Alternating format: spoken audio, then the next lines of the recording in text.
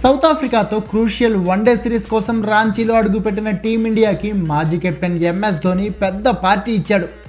మొత్తం టీంని రాంచీలోని తన ఫామ్ హౌస్కి ఆహ్వానించడంతో రోహిత్ శర్మ, విరాట్ కోహ్లీ, రిషబ్ పంత్, రుతురాజ్ గైక్వాడ్ ఇంకొంతమంది ఆటగాళ్లు గురువారం రాత్రి ధోని ఫామ్ హౌస్కి చేరుకున్నారు.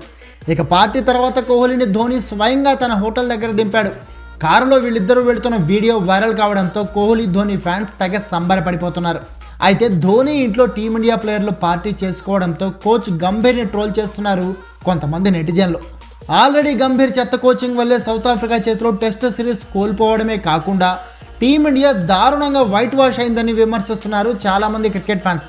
ఇలాంటి టైంలో ధోని, కోహ్లీ, రోహిత్, రుతురాజ్ ఒకే చోట చేరి పార్టీ చేసుకోవడంతో గంభీర్ ఫెయిల్యూర్నే వీళ్ళంతా కలిసి సెలబ్రేట్ చేసుకున్నారంటూ ఫ్యాన్స్ కామెంట్స్ చేస్తున్నారు.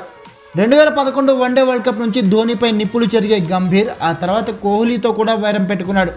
ఇక రీసెంట్గా మోస్ట్ సక్సెస్ఫుల్గా వన్డే జట్టును నడుపుతున్న రోహిత్ నుంచి కెప్టెన్సీ లాగేసుకుని రోహిత్ లైఫ్లోనూ విలన్ అయ్యాడు. ఇక రుతురాజ్ని కాదని గిల్ని టీంలోకి సెలెక్ట్ చేయడంతో రుతురాజ్కి నెగిటివ్ అయ్యాడు. అందుకే వీళ్ళంతా కలిసి పార్టీ చేసుకోవడంతో గంభీర్ని ట్రోల్ చేస్తున్నారు కొంతమంది క్రికెట్ ఫ్యాన్స్. ఇదిలా ఉంటే సఫారీ టీంతో 2 టెస్టుల సిరీస్లో వైట్ వాష్కి గురైన టీమిండియా కనీసం వన్డే సిరీస్ అయినా గెలిచి పరువు నిలబెట్టుకోవాలని పట్టుదలగా ఉంది.